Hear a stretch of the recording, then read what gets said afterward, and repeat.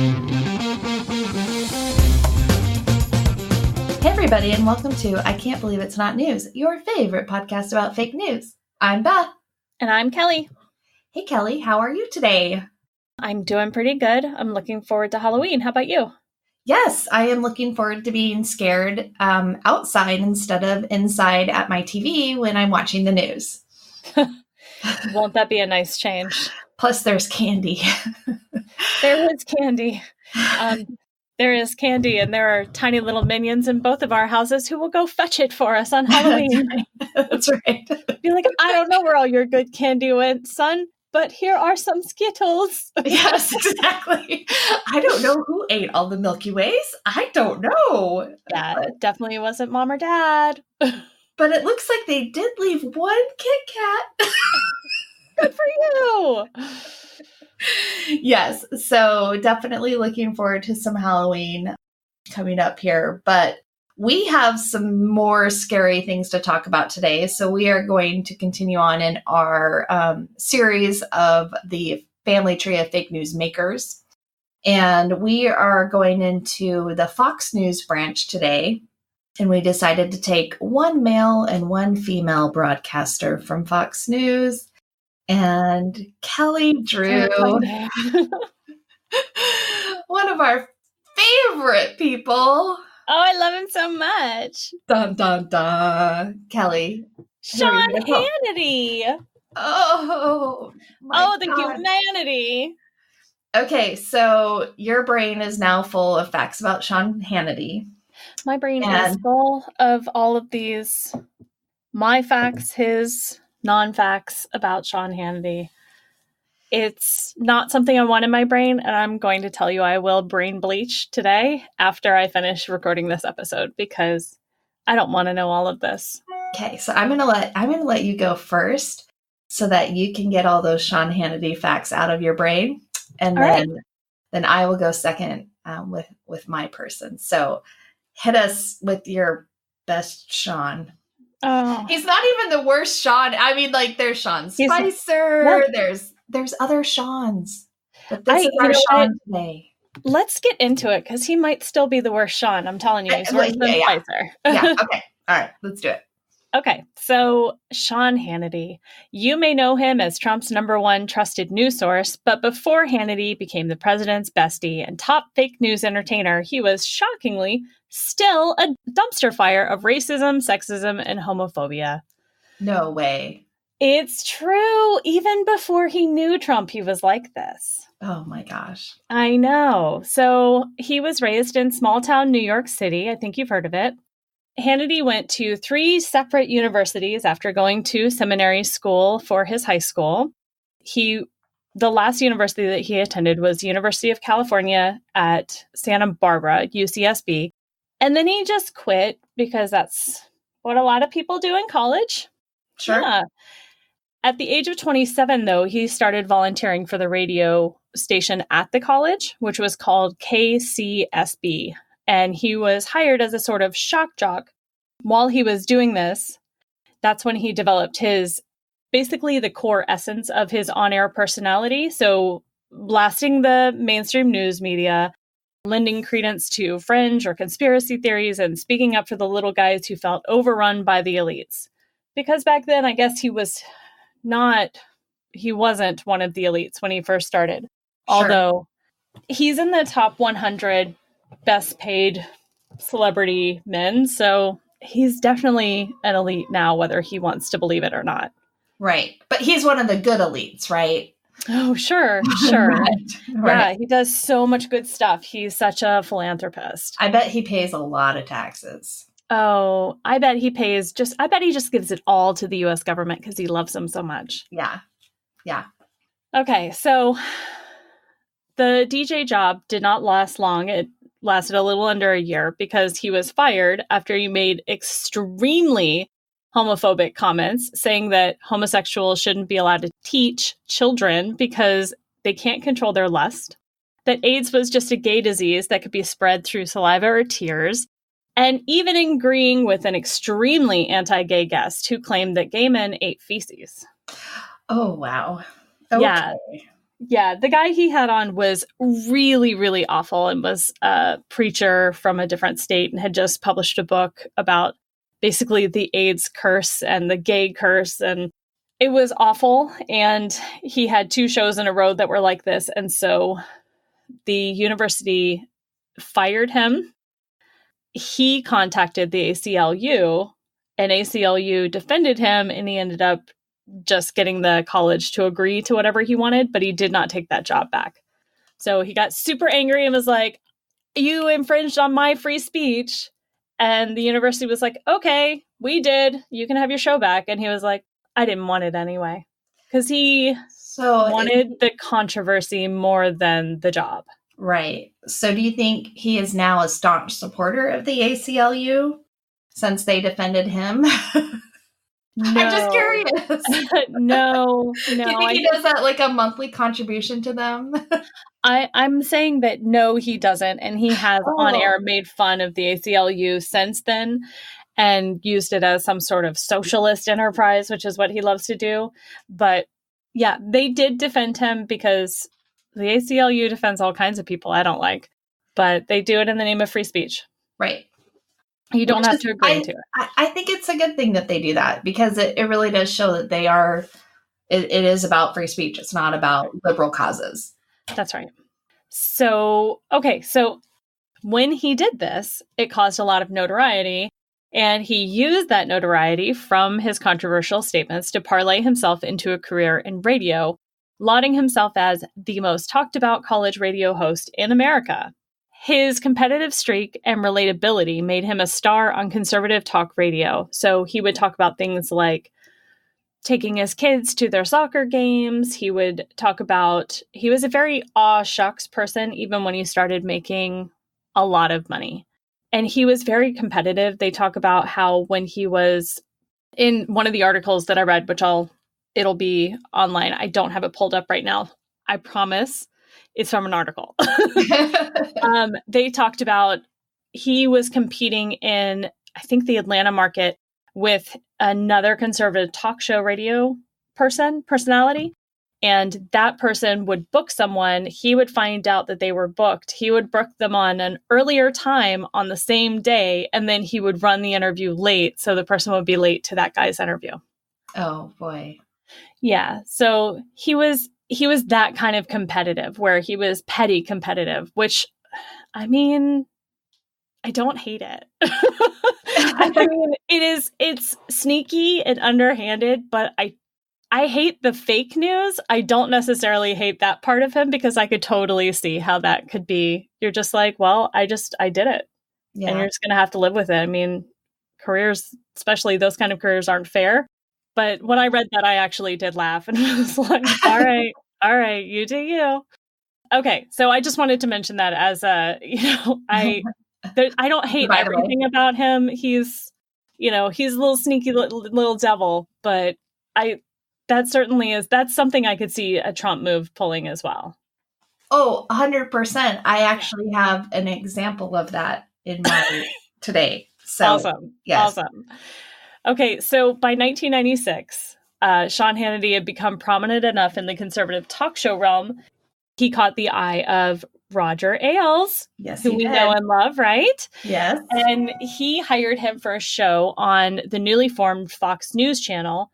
And the show, which was originally called like Hannity and Liberal to be Determined, who turned out to be Alan Colmes, was a debate show that was based on, it was sort of Fox News' version of Crossfire. So it was a debate show between a conservative and a liberal.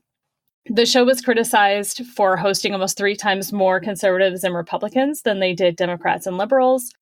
And Colmes was always criticized for not standing up for liberals at all, and really just not even calling Hannity on the fake claims that he made on air. So I'm watching that show about how Fox News got started. Is it The Loudest Voice in the Room? Yes. Okay. So in that, now I've seen the part where Roger Ailes is like looking for some people to bring in, right? Mm-hmm. And he sees the Sean Hannity video, and everybody else in the room is like, no, this guy's a dud. Don't bring him in. And Roger Ailes was like, set him up. I want to test. Yeah. And he brought him in, and they were doing that format where it was like the conservative versus the liberal. And his very first like test run, like they were trying to set it up, and it wasn't going well. Like he wasn't winning. And they purposely had set it up so that, you know, he would win, of course. Right. Like, I think they probably either pressured or found the liberal that couldn't win against Sean Hannity. Right. You know, I mean, it was all very staged. I don't think any of it was like actual, but they were like, basically like, you know, at first he wasn't winning the debates and the test runs because he was sticking too much to reality. Oh, yeah. As well. Fox News. Yeah. That's not a Fox News trait. So right. So Roger Ailes, you know, encouraged him to go beyond, you know, right, the reality talking points. Spin it all out. Hannity didn't have any problems doing. So yeah, no, I can't imagine that he did. Just a by the way, because I have seen that, and it tracked very true with what you were describing. Oh yeah, absolutely. So just some of the things that he claimed on air, Sean Hannity, not Alan Colmes, but Hannity. Right. So Hannity was a follower of the birther movement. He had many, many episodes devoted to his theories on Benghazi. I think if we were to examine like our own perceptions of Fox News, I think Sean Hannity is like the face of Fox News. He's one of the longest running hosts on Fox News. And he is, when we think of hyping up the fear of terrorists everywhere, just that fear-based reporting, that's Sean Hannity. Sharia law in America, that's Sean Hannity. You know, WMDs in Iraq. He still thinks there were WMDs in Iraq, which is just not so crazy. He's the one who loves to put forward the invasions of illegal criminal immigrants coming into America at the borders. He is the one who was very proud of saying that he was leading an underground guerrilla war on Obama and all the liberals in government after Obama was elected. But during the Bush years, he very much just towed the party line. He was 100% Republican. It wasn't until Trump started running for office and started really laying this white supremacist groundwork, and the wave started behind that Fox News watchers were really behind him. That's when Hannity got behind him, and that's when they became good friends, which they are to this day. You know, he's closer and closer to him every day. And in Hannity's mind, Trump seemingly can do no wrong, which is, I mean, he's excused during Trump's campaign. He excused everything from the insults to Gold Star families, to racist comments about Mexicans, to the Access Hollywood tape. He spun them all into his particular kind of gold, which is ratings.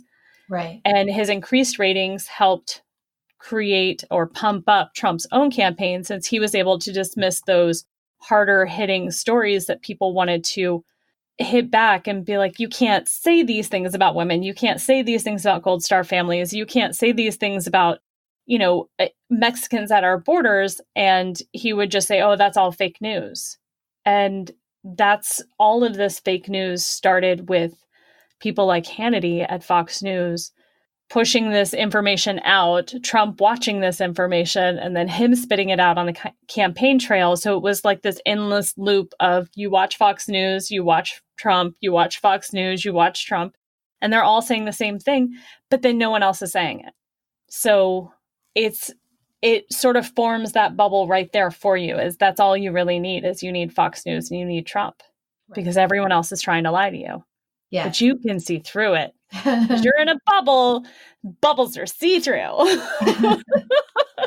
So I just wanted to bring up that just even this week, Trump appeared on Hannity's show saying that he was terminating his New York Times and his Washington Post subscriptions because they were nothing but fake news. And that's for the White House. So I was just reading about that. The subscriptions to the White House is what he's terminating.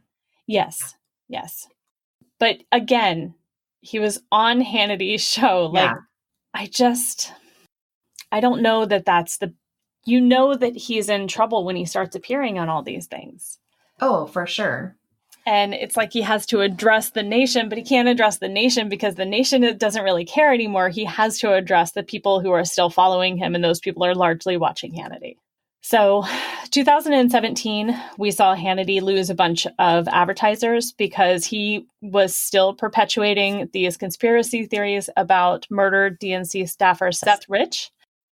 And that was even after Fox had retracted the story and said that they did not believe it was credible. Right. And remember, all of his viewers went out and started smashing their Keurigs. So there is a good podcast called Conspiracy Land that goes through, it's like 6 episodes. It's produced by Yahoo News. And it really goes through that Seth Rich story and the conspiracy and what happened. So if anybody's interested in learning more about that, that's a good podcast to listen to. That's really interesting. I will have to check it out because I've heard rumors that there might even be a serial killer involved with that. Did they go into that? I don't remember that. So basically the working theory is that it was a robbery gone bad. I mean, I don't think, unless there's a robbery serial killer in Washington, D.C., I don't think it has anything to do with that. It really seems like, I think one of the points of the podcast is that, unfortunately, this was just a very, I hate to say the words mundane and run of the mill in association with a murder, but it was just like a random attack. It was very random. It wasn't targeted. It didn't have anything to do with who Seth Rich was. It didn't have anything to do with his job. It didn't have anything to do with anything.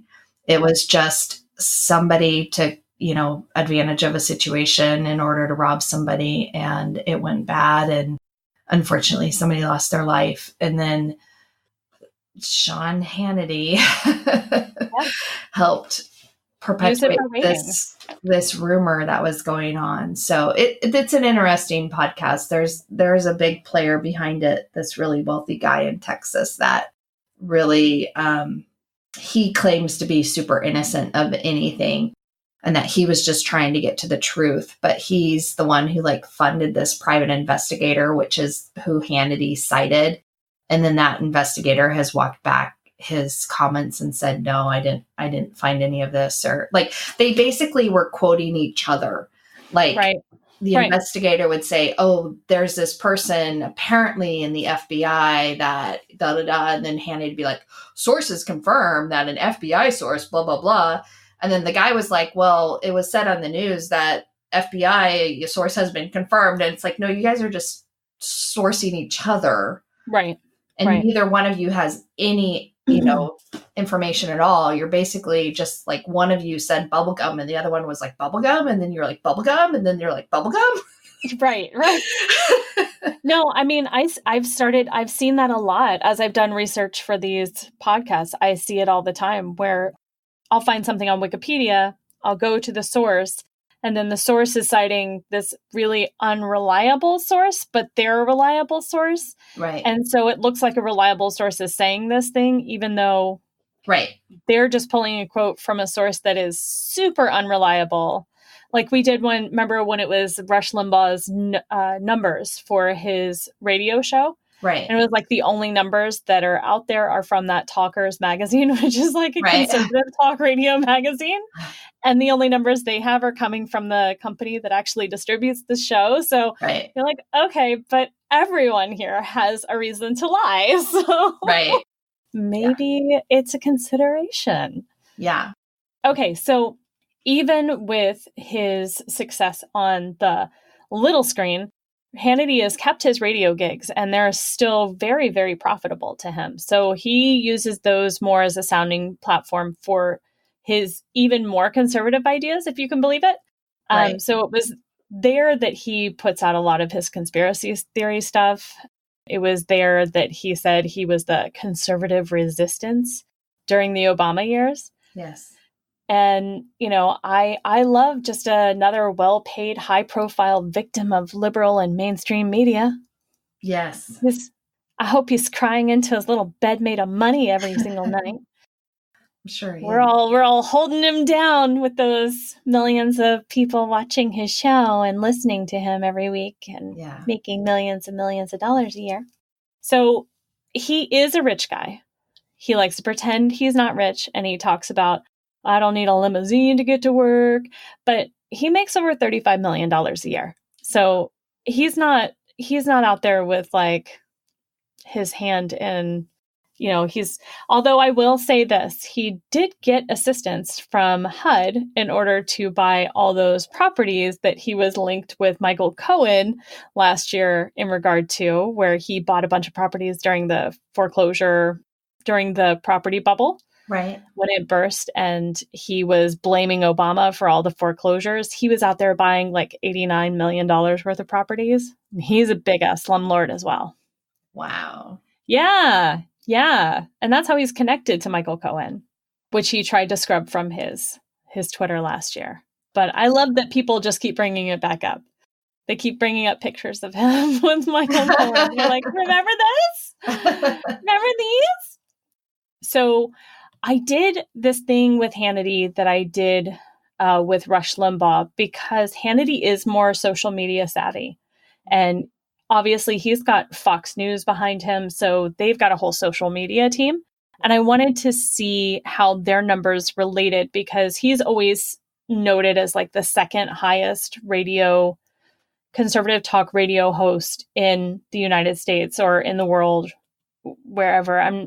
Right. Maybe they listen to him in the Middle East. I don't know. Is it like the baseball, like World Series? They say World Series, even though it's really just the U.S. and just a tiny bit of Canada. Well, what I keep thinking is there's probably, we have troops everywhere, and I'm sure that there's probably people like expats who live in different countries who I'm sure listen to him, but right. I don't know how many numbers you're getting there. Yeah. And there's Russians who listen to him because there are people throughout the world that do follow U.S. politics, just because I think so for one thing is that English is spoken pretty much everywhere. People, can follow it, as well as at least in the past, we used to be a world leader. Right. And so our politics affected other places. Right. And so, and they still do. They're just very badly affecting other places. Right. And I guess, for like a small comparison, like, we kind of follow like Canadian and English politics as well. And, it's important when something happens, important in England, like it's definitely reported on. So yeah, absolutely. And if you are interested in a certain place, you're probably following. Yeah. So I would think there's probably just some of that, peripheral interest where he might have a little bit of a following in places. And then you're right, like expats are going to be listening or things like that. So when I was doing the Rush Limbaugh, which I definitely recommend you guys go back and listen to, you did someone when we did the Rush Limbaugh, who did you do? Mark Levin. Or Mark Levin. I think it's Levin, I think. I think you're right. I think it is Levin. I have tried to scrub that as well from the I just every single time I have to do the research, I'm like, it's just a copy and paste over. Just copy and paste over. That's all I copy and paste this over. Yeah. So I looked at his followers, and his followers weren't really good. But Hannity actually has more, although I will say not as many as I would have thought. On Facebook, his official page has over 3 million followers, but there's a lot of infighting in the comments. So I don't know how many followers are fans. A lot of infighting in the comments. Like the first few comments are not comments in praise of. And then there's fighting comments underneath that I just didn't want to really get into, because I'm like, why you got to preach to my choir? Right. But I did go on his Twitter, which has more. His Twitter has 4.3 million followers. There, I realized for sure that they're not all fans, because I saw 12 people that I follow are following him. Actually, more like almost 15. But one of our old guests, Will Summer, right, Richter, he is a follower. And so are David Axelrod and The Daily Show. So there's people who are journalists who follow him because he is this journalist public figure. So I realize, they're not all they're not all fans either, but 4.3 is still better numbers by far than what Limbaugh had. Right. So I could see, he should crack the case and find out that he's the number one conservative rock radio talk show, because it probably is him. I'm just saying, I think it probably is closer. Not that I think that that's better. They're both awful, terrible, terrible people. I think the one thing I really wanted to point out was Sean Hannity is so dangerous, and in my mind, way more dangerous than Limbaugh, because he has this bigger platform, and because what he says is watched by the president. What he says affects policy. What he says affects our government every single day in a way that no other news channel, news program, news anything does, other than maybe your topic of the week or Janine Pereira. Say it, Janine. Judge Janine. Judge Janine is the okay. It's like a tongue twister today for me. But yeah, I feel like it's those three, because even the 5, isn't it the 5 in the morning? The Fox and Friends. Yeah. Yeah. I don't even think they're as popular with him anymore as they used to be. Right. I think it's these three. And that's what he is listening to. That is what he is saying is the real news. So even if no one else was watching them, they are still so much more powerful than they should be for non-elected figures. Right. Absolutely. Yeah. So I will leave it at that, because I want to hear about Laura Ingraham. Oh, okay. So Laura Ingraham is who I'm doing. And to be honest, a lot of what you just said is my feelings on her too. She's extremely dangerous. She has, it seems like it's just Fox News, to be honest. Like, when you look at these people can be replaced with anybody else that's going to warrant that same feeling of danger, because they are following the same process. And so let me get into Laura Ingraham. She's a very white woman. I will start with that. The whitest woman you have ever met. Okay. She had a show that was on radio called The Laura Ingraham Show for nearly 2 decades. She's the editor-in-chief of a website that she started called Life Zet, which we will get into. And beginning in October of 2017, she's been hosting a show on Fox called The Ingraham Angle. She started out as a speechwriter in the Reagan administration in the 1980s. She does have a Juris Doctorate degree, which is like the doctorate version of a law degree. She's clerked for the Court of Appeals in New York, and then for Supreme Court Justice Clarence Thomas, the most conservative judge in frickin' history.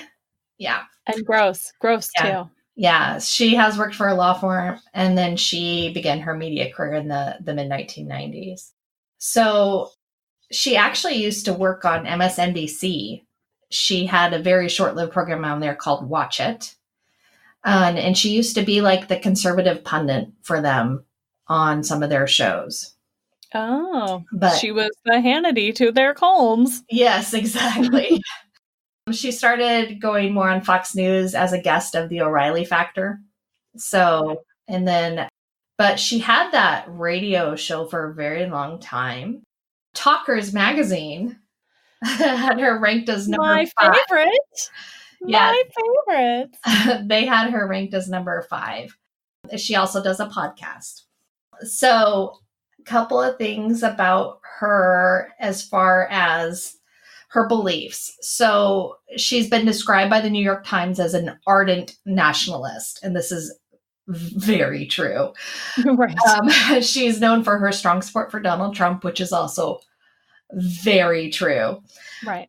She is a fierce critic of immigration reform, and that is not new. She has been a critic of immigration since the 90s, since she started. This isn't something that she's jumped on board with, like Hannity. Right. This is something she started. she was a very strong critic of homosexuality. And when she was in college, in Dartmouth College, she was one of the first editor-in-chiefs of the Dartmouth Review that was female, which good for her, I guess. But she wrote several controversial articles, and then she sent a undercover reporter to a campus LGBTQ meeting, and then had them published a transcript of the meeting in the paper, and also sent the transcripts to these people's parents. And in the 80s? She was in college then. And she described... Talk about not caring about anyone else. Oh, freedom of the press is what it was. That's what she said. Well, I mean, it's not. It's doxing. Yeah. Doxing before they knew what that meant. Yeah. But she published a transcript of the meeting and then included the names of the attendees, describing them as cheerleaders for latent campus sodomites. Oh. She claimed confidentiality did not apply because the meeting had been advertised, and defended the outing of the gay students as freedom of the press.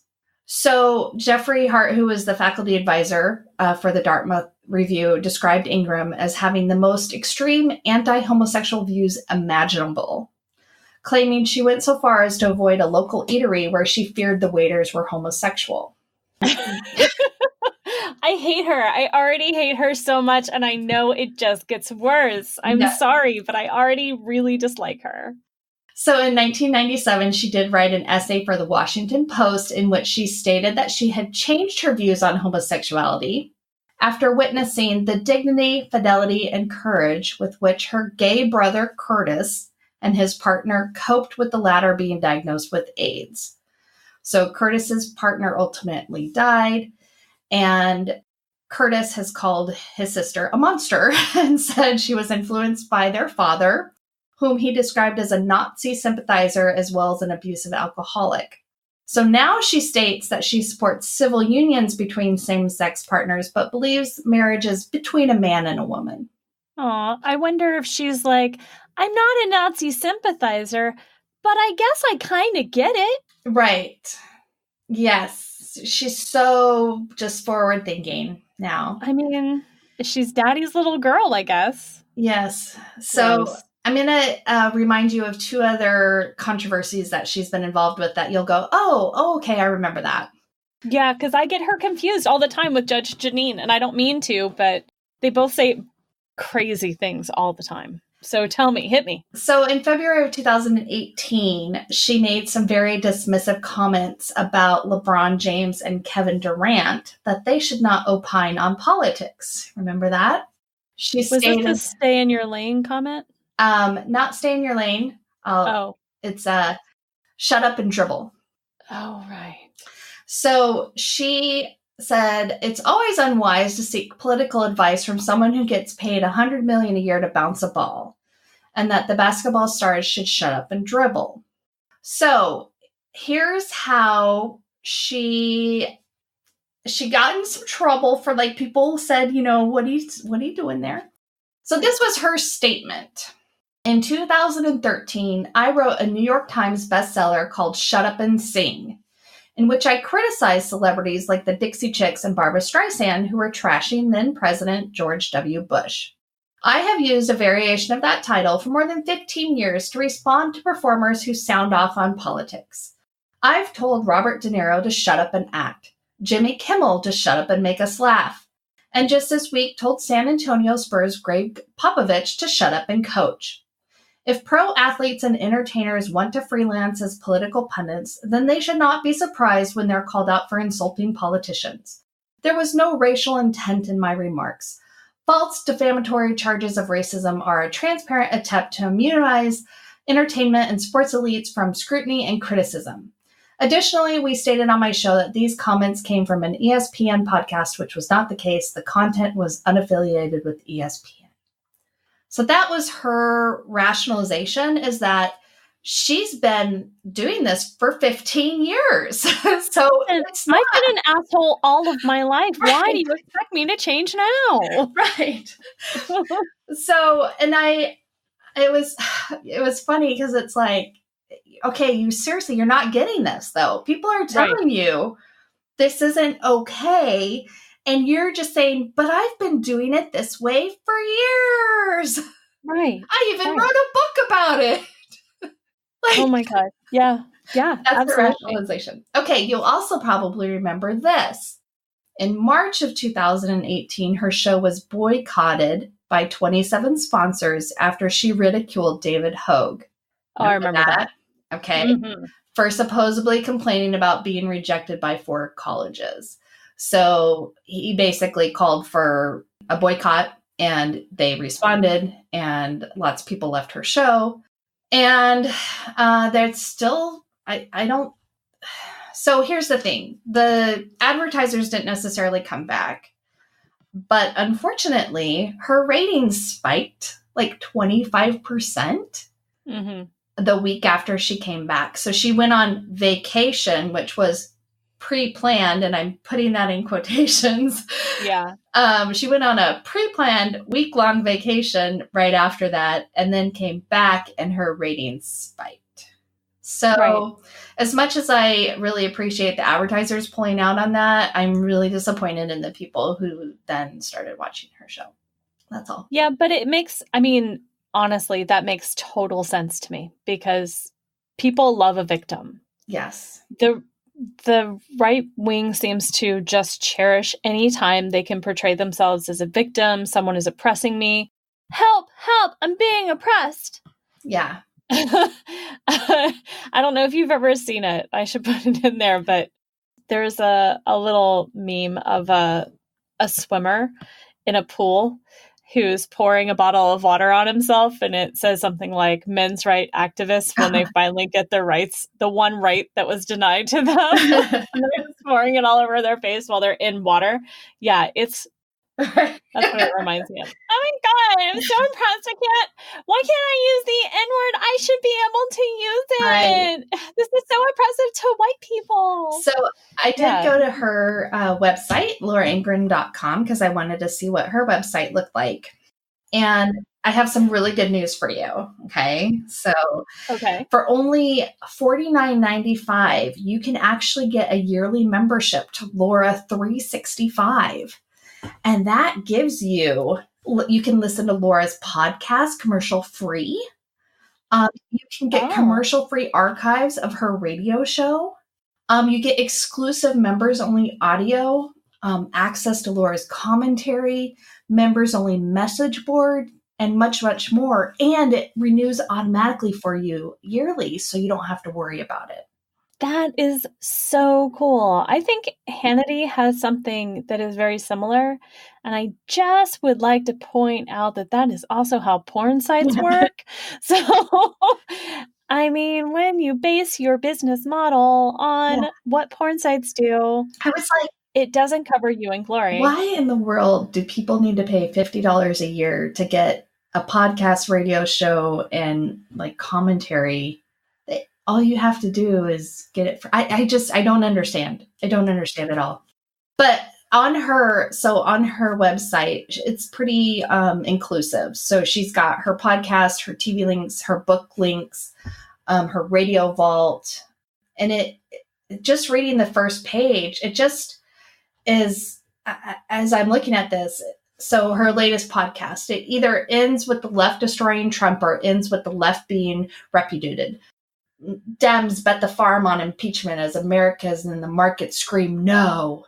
Suit up. This is the fight of our lives for the heart and soul of our country, says Joe Diagiavini on Dems impeachment mania. I mean, it's just like all of this propaganda. And so just for comparison, I went to Rachel Maddow's personal webpage, so rachelmaddow.com. It literally has a couple of paragraphs and there's like one picture of her, and you have to really link to, so it does talk about her books. So she has like a link to the 2 of her books that she's written, but you really have to go to the Rachel Maddow show blog to like get like the link to her podcast, to see like any sort of links. Like it's very, very different. like very different. And even on the Rachel Maddow show blog link, like it's news stories. Like I was reading through it and I was trying to be very like, okay, like, is this propaganda? And I'm like, it's not. They're literally just reporting news. So, and I just kind of wanted to see that comparison of what it was like. Right. So one thing that Laura Ingraham kind of relies on is that she's funny, according to people. She's funny? Even, yes, according to her. Like funny haha, yes. Or funny look at you? Like she uses humor in order to get her point across. So I want to tell you about a book that she wrote called The Obama Diaries. Now, I have some feelings about this. She wrote this back when Obama was president.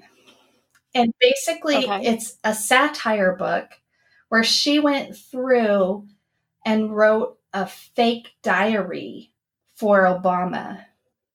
Now, so I pulled up the review of it, and it does give you the little, you can see a little bit of it. So this is the this is the inauguration night. This is what she says his diary said.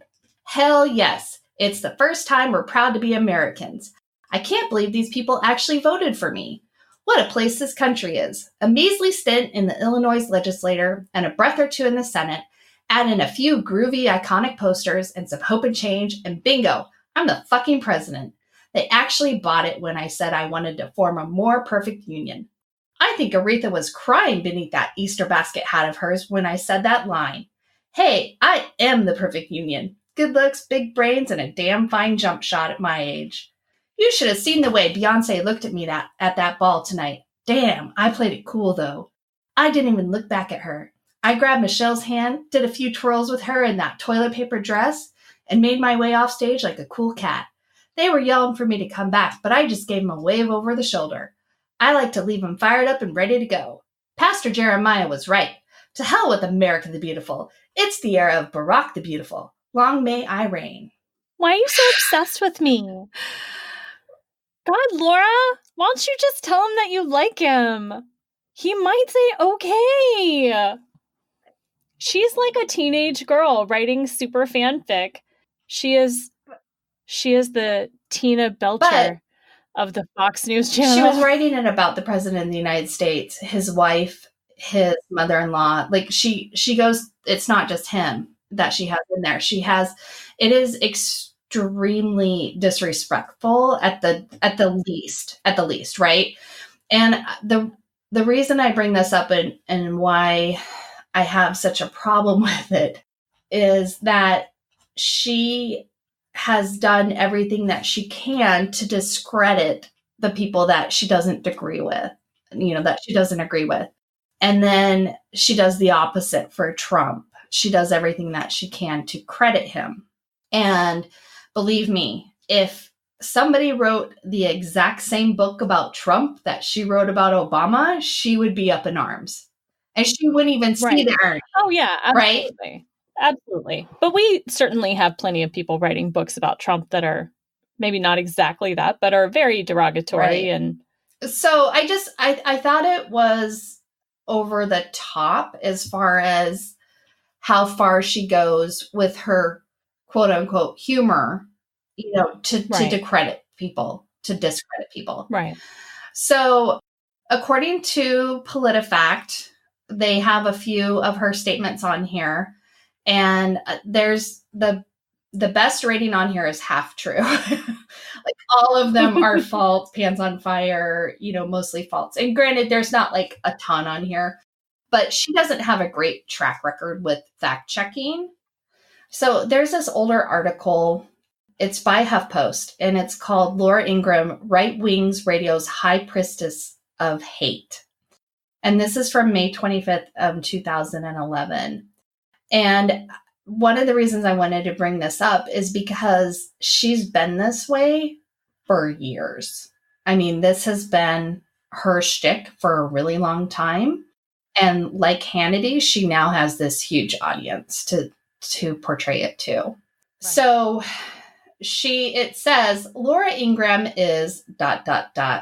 different. Not only is Ingraham younger than most conservative radio personalities, and again, this is 8 years old.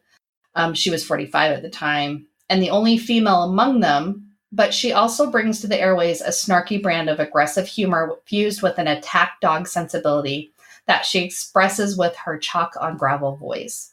Her goal is not only to assert her own glory, but to rip apart her enemies, which include everyone from liberals and elites to, from time to time, even President George W. Bush and presidential hopeful John McCain. Her style of argumentation is a bare-bones simple. In a 1997 piece for Salon.com, Eric Alterman wrote that Ingraham just laughed in response to his position he took on television during the 1996 election. How could he counter that? And it says Ingraham also often uses laughter as a weapon.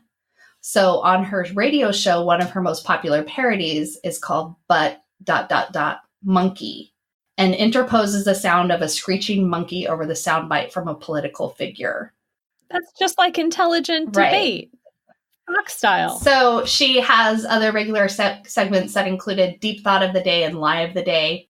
And she also makes great use of pop culture clips, like she would play the theme song from the show Flipper when discussing John Kerry. Oh, right? That's right. They used to call him a flip-flopper because that's the worst thing you can do. Is change your mind about a position. Right. So they said, however, despite the comedy, Ingraham takes what she does quite seriously, which I do agree with. The other thing down here, I pulled this quote down here at the bottom. So this is basically her in a nutshell. So controlling people by telling them how to think for themselves is a nice piece of demagogic trickery, although hardly original among the conservative Black crowd that crowds talk radio today. Ingraham has proved to be a master at such trickery, and like her or not, she's every bit as funny, as appealing, and as dangerous as each of her male peers and friends. So, oh my gosh, I have so much to get into, really. So let me, I'm just going to keep going. Because I want to talk about LifeZet, which is the website that she founded in 2015 with Peter Anthony. So LifeZet, I looked up on Media Bias Fact Check. They have a right bias, and the factual reporting is mixed. It says LifeZet is a conservative American news, opinion, and commentary website based in Washington, D.C. Their analysis of LifeZet is, it says, in review, LifeZet reports news with right-wing bias in a story selection that always favors the right. On the website, news is broken into the following right-leaning categories. These are great. Drain the swamp, border security, traditional values, constitutional freedoms, and liberal hypocrisy.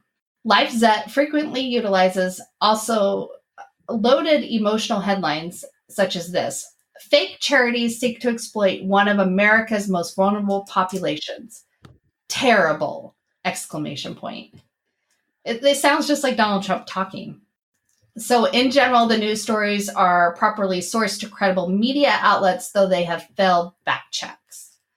And they've also been accused of peddling conspiracy theories such as billionaire George Soros being linked to voting machines and the Clintons' body count. Man, have you ever noticed how the things that they bring up are things that they try to do? Yes! Like the voting machines, and she's talking about people with fake charities who aren't giving the money to vulnerable people, which both Donald Trump and Sean Hannity have fucking done. Yes. Yeah. So, okay, so I pulled up a clip too of her show, and this I want to get into really quick, and then I'll wrap it up. Okay. Yeah. So I watched basically just a 4-minute clip from her show from 2 days ago. And I want to, so right now as we're recording, yesterday was the day that the Republican lawmakers stormed the private closed session in the skiff room at Congress trying to disrupt witness testimony for the impeachment inquiry. Right. When almost half of them were actually technically allowed to be in those rooms, but we're going to storm in like we are not meant to be here. So this was 2 days ago. She had a segment and it pulls up and behind her is a seal it looks like a government seal, but it says the Deep State Department, and then it has a snake. So she starts out by saying the coordinated effort by a cabal of diplomatic and intel bureaucrats to upend the presidency of Donald Trump. Okay. So then she starts doing like a us versus them. So he called them out for their catastrophic policies, and they were offended. He demanded NATO countries stop their free ride on taxpayers, and they were horrified. He tried to make good on the promise to bring home troops, and they were shocked. The deep state insurance policy, she puts up a picture of Robert Mueller. And like states that collusion has imploded. Like, he's saying that there's no collusion, that it was proven there was nothing going on. They brought in reinforcements. So basically then the House started, the reinforcements were found in the House, and that this is why we are now going through impeachment. And so then she says, if Trump is so bad, why not hold the fake impeachment out in the open? But instead we have this closed door shuffle, and it lets Democrats set the theme for each witness so that they can just release, the statements that they want that makes them look good. And of Bill Taylor's testimony, which has been called literally the most damning testimony ever. It was pretty amazing. I really, I was blown away at how much more blatant it was than I even thought previously. And I did not think highly of any of these people previously. He basically confirmed that Ukraine aid was directly tied to the investigations of the Bidens. Like, the congressmen looked like they were ready to throw up after hearing his testimony. So her take on it was, she said, Bill Taylor, spin, that he had no new evidence and he had zero knowledge of a quid pro quo. She said, this isn't about the truth. This is about confirming a thesis, and that the media has been aching for impeachment since election night. And then she talks about the New York Times op-ed from Anonymous, the book deal. And she calls it, what a crock, what a selfless saint. It smacks of desperation. And that the left's hatred of this president is signaling that, so she's talking to the audience here, that basically she's riling them up. She's saying that it's signaling that they don't like you, the American voter.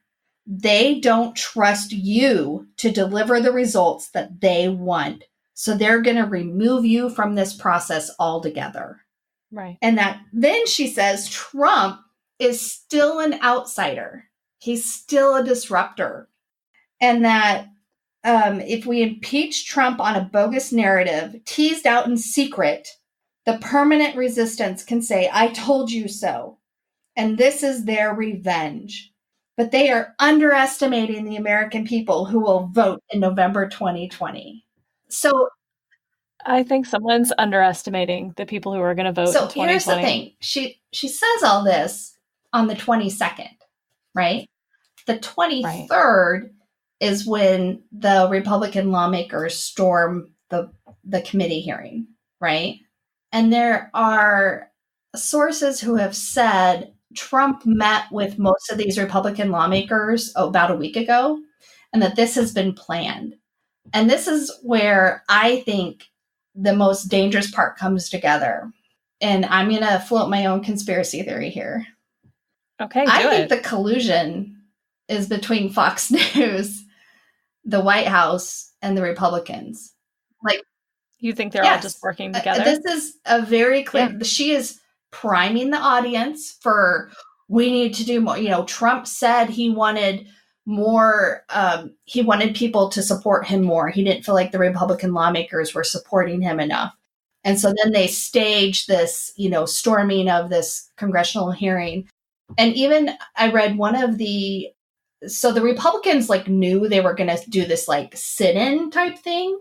But even one of the Republican congressmen said he didn't know they were going to go into the chambers. He thought they were just going to hold a press conference.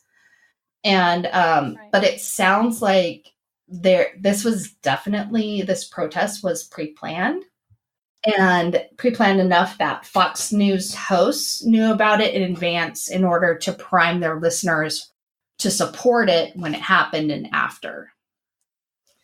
Right. So that is my theory on that. Now, LifeZet, our source for all Republican news.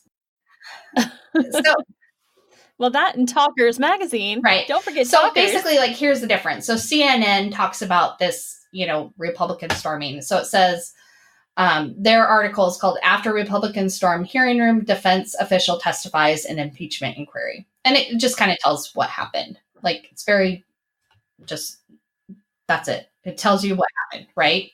Right. There says, House Republicans storm Adam Schiff's closed-door impeachment hearing. And then it says, the Democrat from California left when GOP lawmakers arrived and took a witness with him. And then there's this picture of Adam Schiff with his eyes like really wide. And it says it wasn't the Bastille and today isn't July 14th, but a citadel was stormed anyway on Wednesday as some 24 GOP congressmen led by Rep. Matt Gaetz from Florida charged into the closed-door House Intelligence Committee impeachment hearing on Capitol Hill and definitely made their presence known. So then it says, Adam Schiff was in the process of running it, and basically as soon as they came in, he got up and left and took the witness with him. And it's so, the way that they are phrasing this is like, he was hiding something. No, you're fucking idiot. Republican congressman came into the skiff room, which is a secure area where no recording devices are allowed, and they had their phones out and were recording things. Right. But remember, these are the same people who were very concerned about Hillary's very, emails. very concerned. So anyway, it's interesting to see the conjecture of how it's presented by LifeZet versus how it's presented by CNN. And of course, it's not like this is new. It's not like we didn't know that these conservative websites are presenting things differently. But to see how differently is kind of just eye-opening again.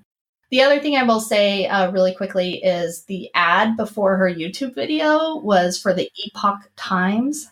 Epoch, E-P-O-C-H. Is it Epoch or Epoch? Epoch Times. Epoch. So it's a multi-language newspaper founded in 2000 by John Tang and a group of Chinese Americans associated with the Falun Gong spiritual movement. It's a wowzer newspaper. It's like an actual newspaper too, and they're saying that it's clear fact-based journalism without spin or hidden agendas. Yeah, no, it is literally like super, super pro-Trump and completely not non-biased or without spin. And they even said at the end, because I watched this ad and I was just like, my mouth was open the whole time. And at the end, they said, we've even recently made our print 20% bigger, so it's easier to read. I was like, oh my God, you just your readership can't even read newspapers anymore because they can't see them. Yeah. Facebook has banned their ads. Yeah. Okay. Anyway. So great. And I know, it's not like everybody controls who advertises for them. It just was very telling that this is who's advertising for this. So that is Laura Ingraham in a very scary nutshell. And yeah. I mean, it's almost as though Fox makes a habit out of hiring people who have the same ideology. It's almost like that, isn't it? It's almost as if it's some sort of large, organized machine that keeps people invested in watching it because they make you think that everyone else is crazy and you're not crazy. And I don't know what kind of group does things like that. No. Do you? I don't know what's going on. But yeah, she's problematic to the extreme. She's been around for a long time. She's not going anywhere. She's on multiple media outlets, including TV, radio, podcasts, books. Anywhere you want to get her crazy, you can. And again, for only $49.95 a year, you can have exclusive. Christ. Yeah. I mean, I used to think that Ann Coulter was the worst. And all these women want to just come up now and be like, she's not, though, because look at what I did. And they're like looking at their snowman of evil and they're like, but see, I can do it too. And it's not a good look. It's just not a good look. You don't have to be out here spreading fake news in order to recreate the world in your image. Like, if you have to lie, then really, are you worth following? And the other thing about her, I'll just mention really quick, is she did adopt 3 children from different countries, which is so odd. I don't understand people who adopt children from other countries, but then spend their life fighting immigration. I do. Oh, I absolutely do. Just like because they have a savior complex. They've saved those children from the horrors of having to live in those shithole countries. Absolutely, 100%. The one person I knew from high school who was a Trump supporter who blocked me because I started asking questions about, like, he would say stuff about Trump and I'd be like, but what about this thing that he's doing? You know, like putting children in cages. And he would be like, but they should come here illegally. And I'm like, but they're 6 years old. Don't you think they should be with their moms and their dads? You have 6-year-old children. And he just didn't. There's no hidden meaning there. There is just white saviorism all over the place of, I'm going to save these children. She is the whitest white person that you will ever meet. So that makes sense. Are her children that she adopted, are they white? So one of them is from Guatemala. They're all from different countries. And then a boy from Russia and another boy that she adopted. So it doesn't say where he's from on here. Yeah, I mean, that is all part of that martyr complex of, look at what a good person I am. Other people don't do things like this. I mean, Tom Cruise adopted kids. It doesn't make him less crazy. Well, I would take Tom Cruise over Laura Ingraham. Come on. Maybe, but he doesn't have his own news program, so you don't know. Because he's already confirmed in a cult. Yeah, I still would take him. Yeah, all 3 of her kids, I'm looking at a photo, all 3 of them are brown. Yeah.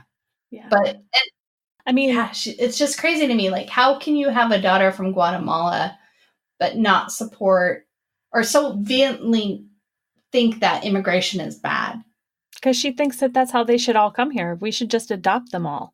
We should be allowing it. If you're doing it on your own, how dare you? This is my country. And it's that sense of proprietary. It's the sense of property and proprietary ownership of, this is my thing. You can't have my thing unless I give you my thing. So I am not going to continue to watch clips of the Laura Ingraham or the Ingraham Angle, her show. That should be your jam of the week. Not watching Laura Ingraham. She has not brought me over as a viewer. I think, again, she's just very, very dangerous. And so, and it's surprising because I think the propaganda has, for me, I'm more horrified at the propaganda at this point than I am at literal fake news, because it is shaping and changing our society and the world. And that is scary, scary, scary. So, yeah. Anyway, so let's get to our jams of the week. So I chose mine because, remember, we talked a little bit about Hannity's properties that he owns. So he owns most of those through shell companies, which are, you know, I don't know if you remember the Panama Papers coming out like 2 years ago and the big scandal, and then nobody actually got punished for almost anything at all. I watched a movie this past weekend called The Laundromat, and that is streaming. I want to say it was on Netflix. It is extremely good. I definitely recommend it. It has Meryl Streep. It has Gary Oldman. It has Antonio Banderas looking very lovely. And it basically, Meryl Streep plays a woman whose husband unexpectedly passes away while they're on vacation. And then she finds out that the insurance company for the boating company where her husband passed away was just a shell company. And it sort of is this big circle of, it's like a Katamari Damacy ball of just rolling up and rolling up and rolling up and being like, oh, I have all this stuff that's just apparently fake. This is all fake. These are all shell companies that don't actually exist, and there's hundreds and hundreds and thousands of them, and they were all just making money hand over fist. And when these accidents would happen, they'd be like, oh, sorry, that company doesn't actually exist. Sorry. I saw the trailer for that. So, yeah, I'll have to go watch it. It does look really good. It's like a dark comedy, and it's very theater based. There's a lot of, at certain points, talking to the audience, which I enjoy a lot. Like Fleabag. Yes. Yes, like Fleabag in a way, especially Antonio Banderas and Gary Oldman, because they are characters in it, but they also, in between scenes, explain things. I mean, it's nice. Super well done. I'll definitely go watch it. Okay, well, my jam of the week is a song called Hey Mama, and it's by Nathaniel Rateliff and the Night Sweats. And I've recommended a song. Yeah. Oh, I love this song. So I picked it for a couple of reasons. One is the video and everything is like an ode to their mothers, and it's a really good video to watch. But the other reason that I picked it is because the last part of the song, he says, you picked a bad time to listen to me. And it's like, you picked a bad time to listen to me. And I just want to leave our listeners with that when they're, watching Fox News. That's just a good mantra to have. Yeah. I mean, at any point, it's a bad time to listen to them. So anyway, that is my jam of the week. So yeah. That's great. I look forward to listening to that one. So we will be back in 2 weeks with, I think it's going to be our final installment of this series. I think have kept some 2 big hitters for the end. Yeah. Yeah. Some would say some of the biggest hitters. All right. Until then, you can find us on Podcast Fake News at Facebook and Twitter. We have a Gmail, podcastfakenews@gmail.com. And we also have our blog at podcastfakenews.com. And that's right. Anything else before we go? I don't think so. Have a happy Halloween. Keep your edibles to yourself. No one is going to give your kid a good weed on Halloween. That's true. I'll be keeping mine. You keep yours. That is true. There's always those fake stories. Eat all the good candy. Yeah. Enjoy. Have a safe Halloween. Until next time. That's it from me. Spread jam. Not lies.